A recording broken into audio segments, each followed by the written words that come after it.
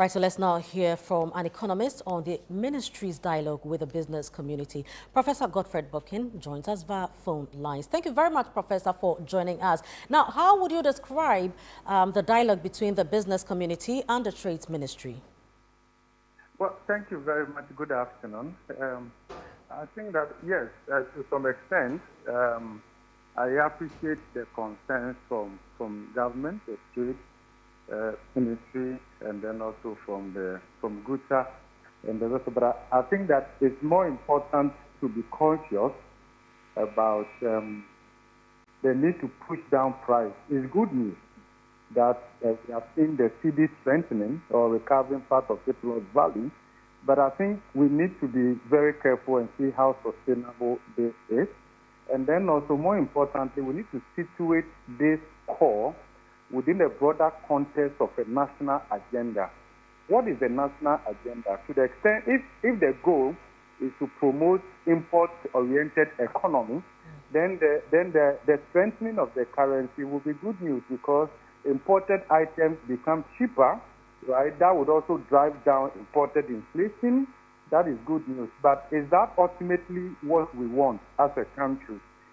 Look at it that from November 2023, inflation on locally produced items rose above imported inflation, and that trend has been maintained to some extent. What that means is that it is much cheaper to import from the data from November 2023.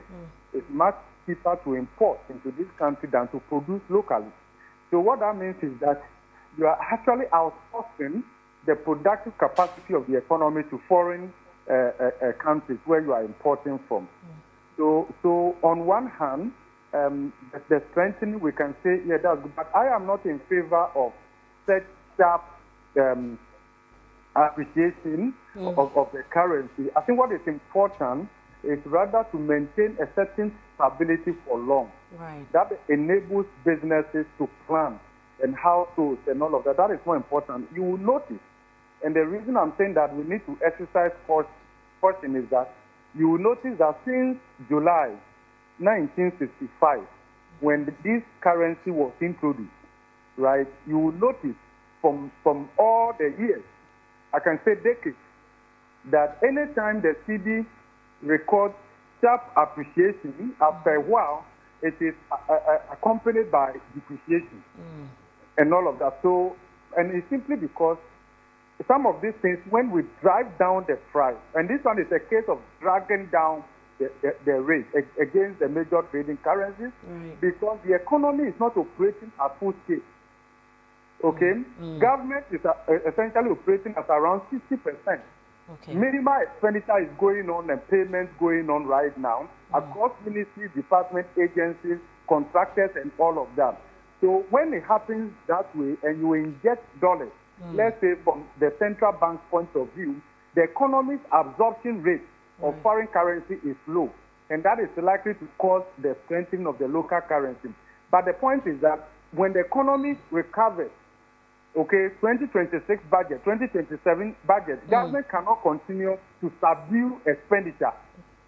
Going into 2026, going into 2027, 2028 election, you cannot continue to subdue expenditure. So the shock therapy that the Ministry of Finance applied in the 2025 budget, you cannot continue on that path next year, because various constituencies will begin to agitate for development. They will be asking, since the government came to power, what have we seen? What development? What is the real impact on the ground?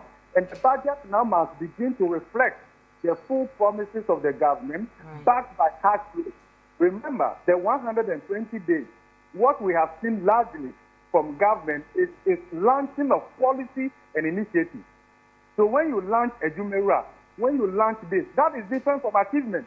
Right. Okay. You now need to commit real cash flow to implementing that vision or intention. So bringing the good intention into actual requires cash flow, requires financing, requires expenditure drive, and all of that. So when you put all these things in place, and you see the economy that are making demand in terms of more imports to meet your road construction, to meet this and all of that, and you are still able to keep a stable currency, then you say you are managing the economy. Very well. Let's give you an example. Okay. We've seen the Cedi strengthening. Have we seen the Ghana reference rate also coming down drastically? And at the end of the day, how does this lend to local competitiveness, to produce locally, and all of that? How does this support export diversification, export strategy, and all of that? So to some extent, yes, we can say good tax to drive down the price. Remember, for how long?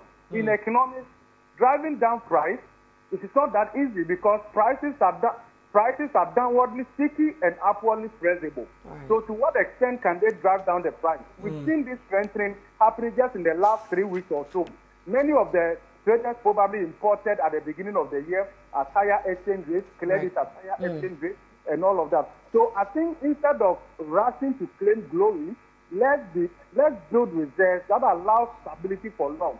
I would prefer that the central bank will rather accumulate more reserves so that we can do the analysis and say that the next 10, 15, 20 years, there's enough reserves for the city to be stable. It will help people to take long-term positions in the economy.